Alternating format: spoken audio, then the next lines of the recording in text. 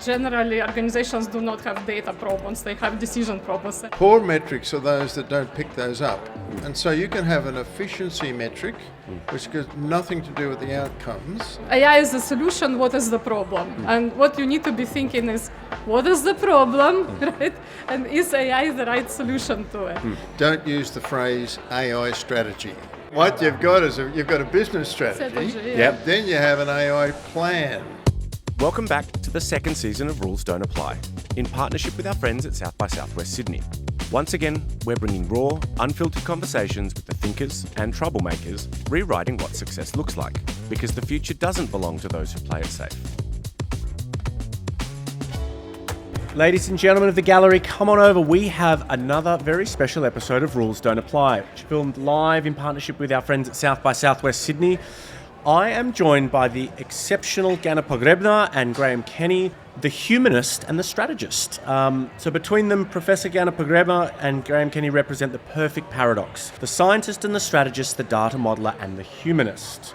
Ganna is a behavioural scientist and AI ethics expert whose work has transformed how organisations understand risk, bias and decision-making. Graham is one of the world's leading voices in strat execution and shareholder value, a prolific thinker who has redefined how companies measure what truly matters. Together, however, they challenge the comfortable fictions that modern businesses subscribe to. Graham, Ganna, thank you for joining us. Thank you. Thank you for having us, yeah. All right, let's start at the very beginning. Why do so many strategic plans sound brilliant but fail in execution? Well, that's a good question, and it's one that we've been asking for many, many years. We haven't really got an answer to. I think one of the reasons is you're translating an idea at the corporate level into one at the individual level. I think a lot of people don't pick that up. So for a lot of people, strategy becomes a plan, any plan. And once it becomes that, it loses its significance. So the short answer is, I think getting the levels of analysis right. So in other words, when you're developing strategy, you're looking at the organisation level. When you drop below the organisation level, you're into plans, and that's when action is what it's about. Positioning is the organisation level, and action is the individual level. And there's only two levels. That makes it simple. Anything that you would add? Yeah, I mean, I think that people generally do not plan for failure at all. You know, I call it the samurai approach. If you kind of have this premise that you're going to die and you're just assuming that and you're thinking what to do next after that, then you'll be fine. But most people just plan that, you know, okay, everything's going to be great, or they don't have a plan at all. What's one golden rule in strategy development that you think is becoming rapidly outdated? I think the idea that the executives have all the answers, and I think AI is pushing that. They're working on an article for HBR which looks at what the impact AI is having on organisations. I can actually nominate three. The first one is it's changing the role of senior executives. The second thing is it's flattening organisations. And the third thing is it's changing culture. So, does that answer your question? Yeah, I want to touch on the first and the third, and I want Ganna to weigh in on this. How is the role of the executive changing in a world of AI enablement? Well, instead of dictating, it's co-creation. And because what we've done now with AI is we've put the tools of executives into the hands of employees. And they're embracing it. So they can do their own research, and they are doing their own research. So this is the first thing about the role of the executive, and the culture is one now of, as I say, co-creation, and it means if you're not helping people with right mechanisms, they're going to tune out. What do you think are going to be the cornerstones of a buoyant and sustainable culture over the next 10 years, especially with the rate of change accelerating as fast as it is? I think you've got to just be involving your staff more in where the organisation is going. I think a couple of things here. You've got generational change, where the younger generation is expecting to be involved. They've had it through their schooling. The other thing is, of course, you've got the artificial intelligence, which is giving more information and tools to do that. So it's quite a big change. Ganna, what's one golden rule of strategy? You know, you work at ASPI. I'm sure there are things that you're seeing that are just rules that no longer apply.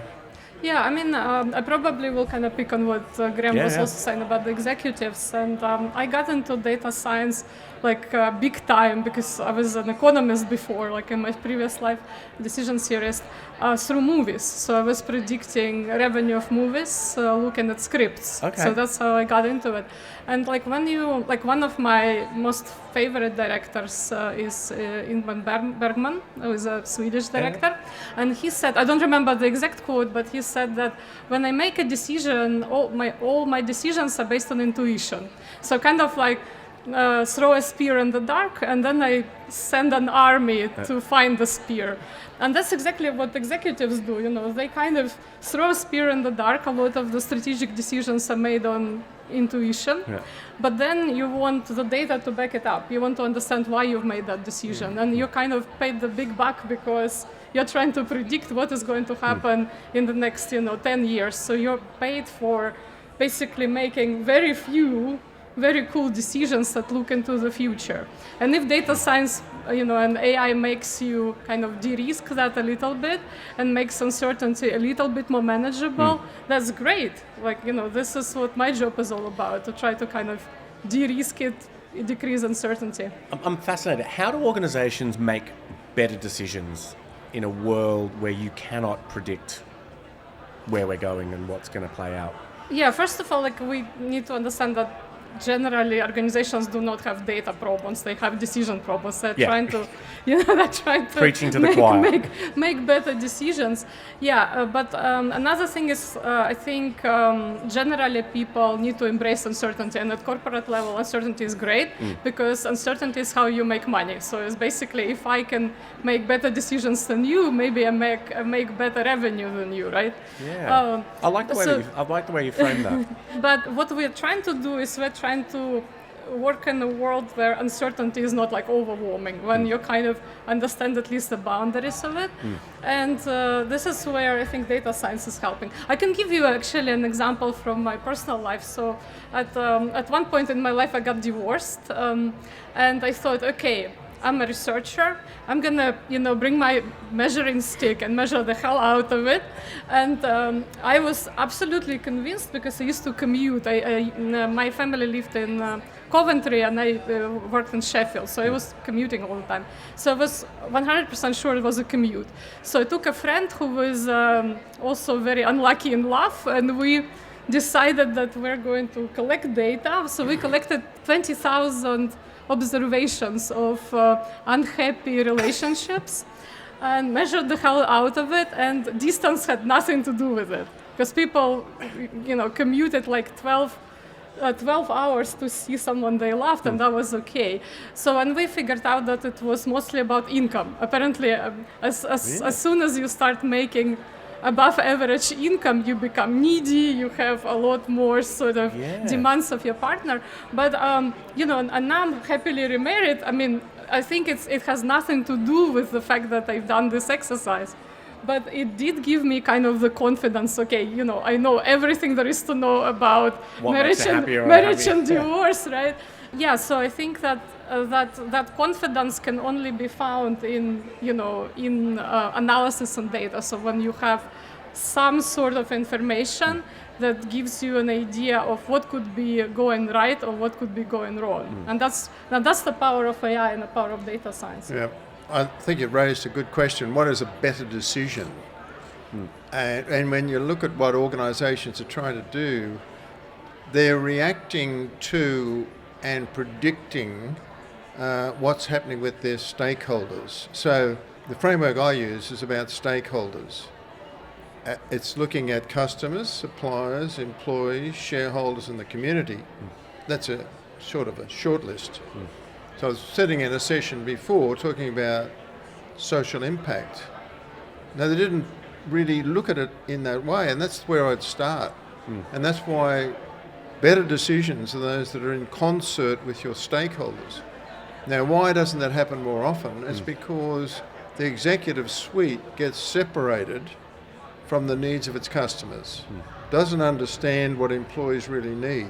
And that gap is what then makes for bad decisions. In particularly executive and board decision making, where does data stop and intuition kick in? Because surely there are certain pillars of good governance and good decision making where there is not going to be great data, and that's where the value of the human in the loop or the human led, decisioning kicks in. Well, there are strategical decisions and tactical decisions, Okay. like operational decisions. And basically, they kind of differ by time frame and they differ by the scale, right? And Bullets or cannonballs. Yeah, and basically, like for operational decisions, we can de-risk the situation really well. Because normally we have tons of data, like big training sets, we can make some really exciting models. But for strategic decisions, it's like James Bezos making a decision to go into, investing into, Apache servers. Yeah. That was crazy. Like he was running losses for many, many years, 7+ years, right? They were running losses. So that's kind of a strategic decision because you have just this inner belief that at one point everyone in this room would want an Apache server, and that can only be done on kind of experience and intuition. And so, I think it's kind of the time scale, but also the availability of data. So, like if you have lots of data, like operationally with products, we can make really great decisions. I can give you an example. If you look at the shop of Burberry in Sydney, it will be looking completely differently from the shop in Dubai or a shop in London. Yeah. And that's because they have tons of data on the streets around and what people expect in a particular city from a Burberry shop, and they really cater to the audience there. So that's like an operational decision how to kind of make your shopping window look good, right? But the strategic decisions that are done at Burberry, like what is the brand going to look like in the next 10 years, that's done completely intuitively and completely based on creative thinking. Has nothing to do with data science. What makes a poor metric for an organisation? Oh, lots of stuff. But How much time do we where are the have? common tripwires? Because I hear this so often. The proper metric for performance is outcomes. Okay. So we go back to the stakeholder idea. So you need to know what the outcomes are that you're driving for customers, for suppliers, and so on. But there's two outcomes. There's the one for customers and there's the one back to the organisation. So this is what this framework that I've just been talking about does. It looks at the two-sided relationship. Poor metrics are those that don't pick those up. And so you can have an efficiency metric, which has nothing to do with the outcomes. You can kid yourself you're doing really, really well. I'm not saying efficiency isn't important, but it's not important to certain stakeholders. It might be important to the shareholders. But to the customer, they're not interested in your cost structure. Yeah. They're interested in what you can do for me. What's the service like? What's the product quality like? They're the sort of things that are important. So you get caught up with internal metrics and not look at external metrics, and that's a big mistake. Another thing is, I think we are measuring too much these days. Okay. Because we're measuring the hell out of organizational processes. We have thousands and thousands and thousands of variables, and normally like 4 or 5 things actually matter for revenue. And we know this from sports analytics. When you look at athlete, normally they measure lots of things. Like in Formula One, there are like 230 sensors on a car, and we are trying to measure everything. But only really like 3 or 4 factors matter. And I think that organizations are incredibly poor at trying to understand what are these key metrics, because the internal politics is such that marketing cares about these things, your behavioral science department cares about a different thing, UX cares about something else, data scientists care about something else. And so it's very difficult to see kind of the real stuff behind these woods of data. Yeah, and I think you were sort of alluding to this, Graham, that we're looking for measures that often validate our individual contribution, but not necessarily things that deliver value to the shareholders or the stakeholders of the organisation. So how do you go about it if you're an organisation that's drowning in data, as most are? I agree with you on that. How do you start to separate the wheat from the chaff Like, are there principles that you can adopt to get to those 4 things that matter from the 208 different senses? Yeah, definitely. So the first thing is just to kind of understand what data you have, what are these pockets of data, and what are the gaps in this data. So sometimes you have lots of data. So recently we were looking with one of my friends at the Twitter data. So we had about 400 million observations, but when we actually looked at what we can use for a particular type of an analysis, it boiled down to 20. So we didn't actually have enough data. And so sometimes, you have this sort of illusion that the data is overwhelming, but in fact, you can't really use it for anything. So I think, just understanding what you have is the first step, really. What I've done with clients in that situation is park those, did you say 280? However many hundred metrics. Park them over here and start again. Okay, And then go back to ask, who are our key stakeholders? I'm going to hammer this thing. What is the problem we're trying to solve? Who are our key stakeholders? What do they want from us? What do we want from them? And start to develop KPIs around that. And then reach over to the 280 and drag those into that list as appropriate. And then those that don't make it on the list, throw them away. Try to understand the why, like why something happens. And how is AI changing this, right, in terms of the pursuit of those metrics, where you've got, over the next few years, what you would call superhuman intellect that can monitor all 200, 300 metrics and you have these autonomous entities starting to inform board governance. What do you think boards and executive leaders need to do now to prepare for that sort of intervention? I think it's a bit overhyped, all that, actually. Okay. Yeah, I think it's. I think half the world is dying to see AI fall on its face, and they can't. What do you mean by that? Just fail. They just don't want to. I get people sending me stuff.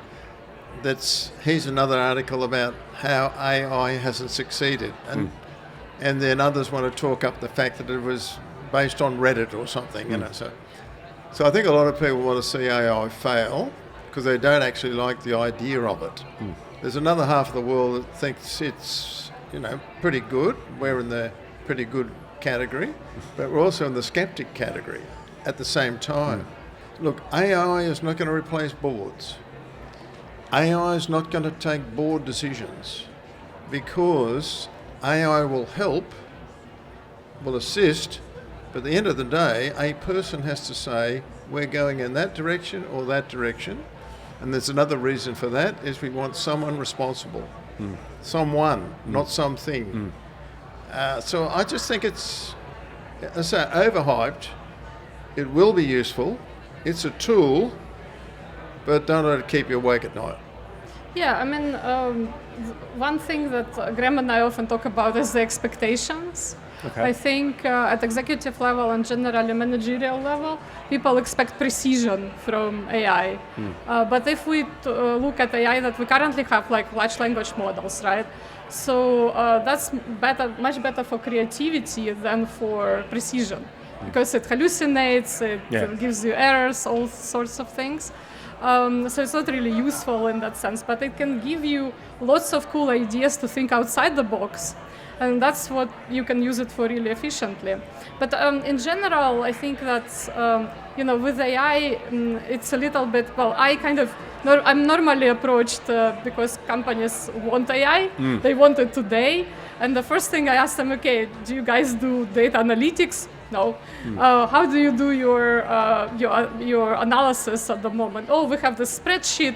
And like one guy who knows about the spreadsheet. Some good formulas. No, but it's like literally even in huge organizations, this is very often the state of the art. And then you tell them then maybe AI is not something you want right now. And so a lot of times I try to kind of talk people out of having AI because they can pay us like $1 million to do a project and a nice tool and it will be great. But does it solve the problem?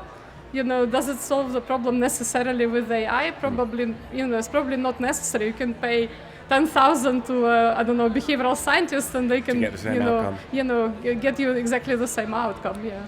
For businesses that are looking to embark on that journey, they've got boards that are going, well, what's our AI strategy? How are we going to lean in? What advice would you give to them at this point, depending on their level of maturity, I guess? Yeah, like the first thing is understand your problems, like what problem you're trying to solve, right? And try to understand why AI is the necessary solution. So I think very often it's like all backwards, right? It's like AI is the solution, what is the problem? And what you need to be thinking is, what is the problem, right? And is AI the right solution to it? And if AI is the right solution to it, then you need to think, okay, how we're going to organize the lines of responsibility. Who is responsible? Who is the risk bearer in this situation, right? And out of that, you can build organizational structures. Then you can handle the risk, then you can handle the failure of the systems. So that's one. And the second one is co-design. Co-design, because normally people create something and then they're thinking, oh, how are we going to adopt it now? Like, let's talk about adoption. But what you need to do is you need to work with stakeholders, like Graham said. Start with your stakeholders, understand how they're going to use the tool, and then build the tool with stakeholders in mind, rather than, just... And the second thing is, don't use the phrase AI strategy. Okay. What do you mean by that? What you've got is you've got a business strategy. Yep. Then you have an AI plan. And that's a big difference. It might seem, playing with words. But we have a business strategy for the organisation. Call it corporate strategy if you like. For the organisation, when we work that out, then we say, well, where does AI fit in? But if you start with the idea of having an AI strategy, you've elevated it right up here. It should be down here. And that's a mistake. I often say it's very similar, like saying, well, what's a company's internet strategy? Well, the overuse of strategy kills the whole concept. Strategy is about competitive advantage. Strategy is about beating the odds. I mean, you go back to the military sense, it was about beating the enemy in the field. And it's still got that connotation. And if it doesn't have that connotation, then the word plan is what you're talking about. And if you substitute strategy, plan, with the word strategy, you kill the concept. One of the things that I'm grappling with, is this tension, the principal-agent tension between a technology that on face value can supplant a lot of work, but employees and these huge workforces being asked to adopt and embed technologies that on face value might be seen as direct competitors, right? Will AI take my job? How do you as an executive team navigate that world of, embedding these technologies within organizations to deliver incremental value and outcomes, but managing that you're going to probably get imperfect results, imperfect responses, imperfect uptake because of these sort of internal tensions?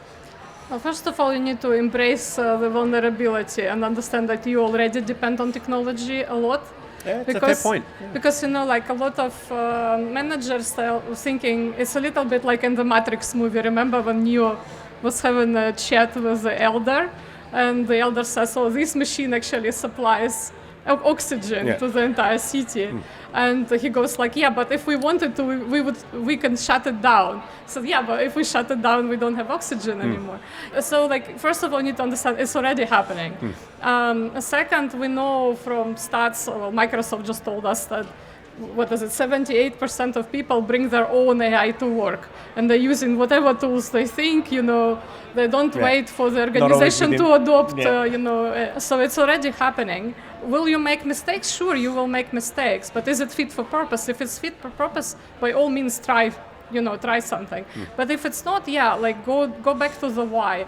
Like one of my favorite examples, so I was working on a project with a company that wanted an AI system, and it's an engineering company where engineers come to the machines, they read some information from them, and then they make decisions. And they had two machines were absolutely identical, but they had a huge queue of engineers to one machine, and practically nobody was using the other one. And they said, oh, can you make a scheduling algorithm so that it only allows you to go to kind of one machine at a time in sequence? And we said, yeah, but have you asked the engineers why they go to the first machine in the first place? And it turned out, after we talked to them, that they just believed that the second machine was not accurate and the first one was. And then we kind of asked the CEO, if since we are doing this project, can we do anything? And the guy said, oh yeah, Ganna, you can do whatever you want. So we came at night, only 5 people knew about it, and we just switched the machines. And what do you know? No one noticed. Yeah, the next day the queue was queuing to the wrong machine. And so that's an example of you need to understand why people, need technology, why do they use it, and do you really need those algorithms in the first place I think that's such a good point, just because these systems can do something, should we adopt them?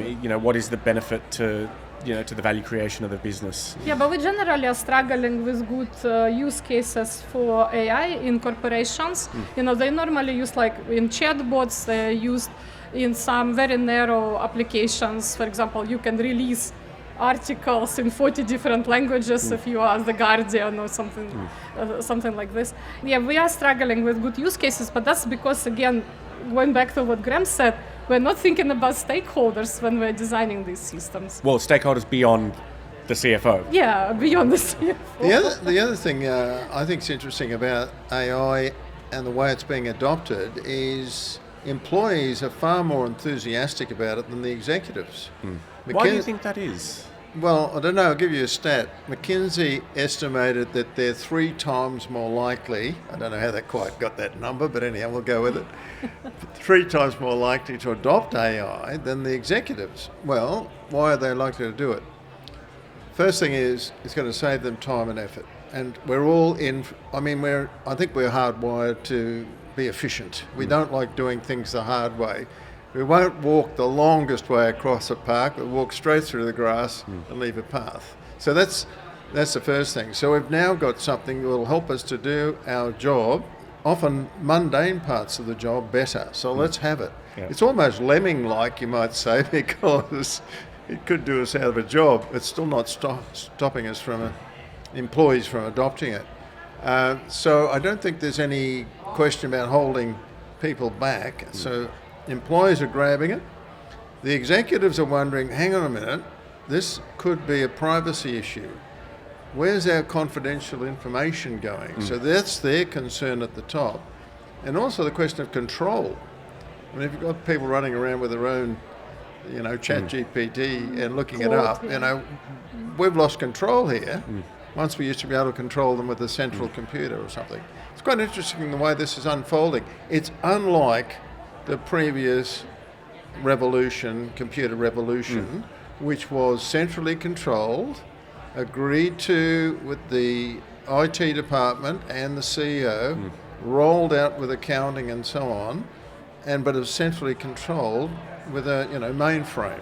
Then we had, of course, laptops and so on, but it was still tied in. This is sort of coming from the bottom up. It's very different. And I can imagine this creates a huge area of risk and murkiness for boards that are charged with good governance for these large corporations. I don't know, the two of you do a lot of work with board advisory.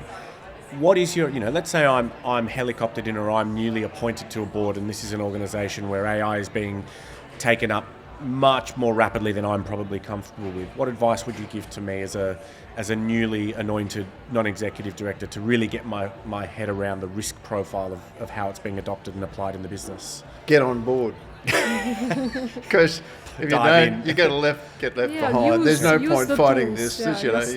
You can't fight it. Yeah. It's going to go. Now, again, you can overestimate its impact, but really... it's a revolution, and you've got to go with the revolution. Otherwise, you get your head lopped off. I think the main problem is also not so much the internal stuff that is developed in machine learning operations pipelines, but it's more about third-party risk as well, because very often you would be using tools that are provided by a supplier, and you have no idea how they train the algorithms, what data they used, where the data came from, where it's stored, are you subject to GDPR? I've done quite a lot of research on the trainers, people who train the algorithms, and how they're underpaid and all of that kind of stuff. So, can you avoid that, if you are using a supplier who use data laborers in Africa somewhere, paying them $2 an hour or something like that. That's kind of a risk that any board has at the moment. And, this is the reality. But you need to embrace the fact that things will happen. Yeah, the murkiness of digital supply chains. Yeah, like most people have no idea where the algorithms came from, what was the kind of the training environment, how exactly, they came about. So, I was telling Graham, I learned recently, I was at a conference and I learned the term, the big ball of mud. And the big ball of mud is all the technology and code that exists in corporation. Yeah, to get that answer through a GPT. All right, we're going to close this episode with 5 quick-fire questions. First thought wins, right? Graham, what's one hot take that you believe about what's around the bend that no one agrees with? I'll have to pass on that. I'll have to give that a bit of thought. Ganna? Yeah, I think it's a decision independence problem. That we're very dependent on even Google search, that has lots of machine learning. So a lot of our decisions are not our own anymore. Yeah. They're a product of human-machine teaming. Like, people have this illusion of control. They have very, very hard time letting go. They think, okay, it's my decision. Not really, because, YouTube suggested you these videos, There's right? a whole rabbit warren we could go down around. Is free thought, a thing? So I think that's Here's the something big I one. could add here. I think there is a potential that AI could fall over, and I don't mean that in terms of people's adoption, but what we haven't worked out yet is how OpenAI is going to fund itself. There are billions of dollars Sustainability going into point. OpenAI, Perplexity, Claude, and they're not generating much in the way of revenue. So there are people talking about, well, how is this going to sustain itself? Now, that could be around the corner. Now, if that happens, there's an AI bubble, which people are talking about. I saw a Bloomberg Yeah, there was a big article the article. other day. If that happens, there's going to be a few people laughing. There's going to be a few people not so happy. What's the most important thing that you've let go of? Where do I begin? Right? Yeah, I don't know. It's the time problem. Yeah, time is linear. So my problem is I wish I had more time. So I always let go of something cool in order to do something else that's also cool. But how do you? The paradox of linear time. Is this a personal question Yeah, or up a to business you. question? Up Okay, to all you. right, okay. Personal question is control. Okay. I think my early Control does not exist, Graham. Come on, We- it doesn't exist. control of. Of No, in other anything. words, no, honestly, I think there's a time in my life when I was over controlling about things, and what I realised is often things will work themselves out, and if you let it go, it'll sort of. Even as a manager, I think I was too. You'd want to intervene. Yeah, you won't intervene too much. And, just sort of sit back and say, look, just give it a bit of time, it'll sort itself out. I mean, you can see that sometimes in sporting teams, they don't quite get on, but, they'll sort it out before they get out in the cricket field. And I think that's an important characteristic of a senior leader. I love that. I agree wholeheartedly. What do you want written on your gravestone? Probably something nice. I'm sure it would be. I don't know. I Yeah. could use the Spike Milligan quote. I told you I was sick. It's a great answer. No, I think on my gravestone it will be, I'm not bossy, I just have better ideas. Yeah. That's a great. I like that. What's one rule you secretly wish you hadn't broken? I needed to shut up and listen to my supervisors more, Okay. I think. Because, I had really cool supervisors, especially back at Columbia University, who used to tell me, but a lot of conversations went like, oh, I have this brilliant new idea. And Dave Kranz was my supervisor. He's like a really cool psychologist. He used to say, oh, Ganna, we did this in the 70s. That's not interesting. And I would kind of always have a little bit of an argument with him because I was sure that it was new. I wish I kind of listened more to advice. Yeah. Graham? Yeah, I was thinking about that. I'm running out of stuff. Haven't broken. Well, I've never broken any rules. Very law-abiding. I'm not talking about those sort of rules. I mean, I just don't think my career became very important to me at one stage, and I was very driven, which meant that we ended up living in a lot of countries, the UK, Canada, the US, during that career period. And I don't think I was sufficiently cognizant of the trials and tribulations of being a stay-at-home mother in a foreign country. Now, that's not a rule, that's an insensitivity. And I do kind of think, I could have been a bit of a better husband in that situation. I think that's a profoundly authentic answer, though. We'll gladly accept it. Last one from me. What question are you most tired of being asked? How do we make money out of this product? That's the most common question for me.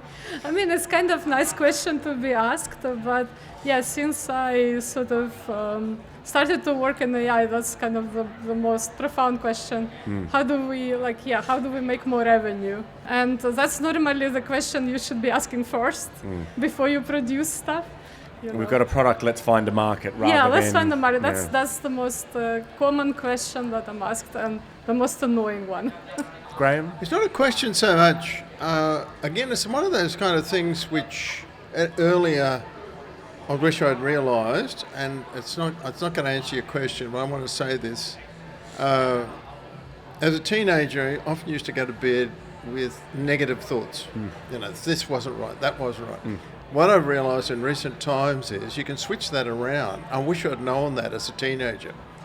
So that before you go to bed, you can switch your mind to a positive state by thinking about what went right during the day, not what went wrong. And I wish I'd known that earlier. I think that as a question that you've start asking what's gone right. Yeah. I think it's good advice. Yeah. Graham, Ganna, thank you so much for joining us. Have a wonderful South by Southwest. Ladies and gentlemen. Thanks for having us. Yeah, thanks a lot. You're very welcome. Where did you all come from? I told you.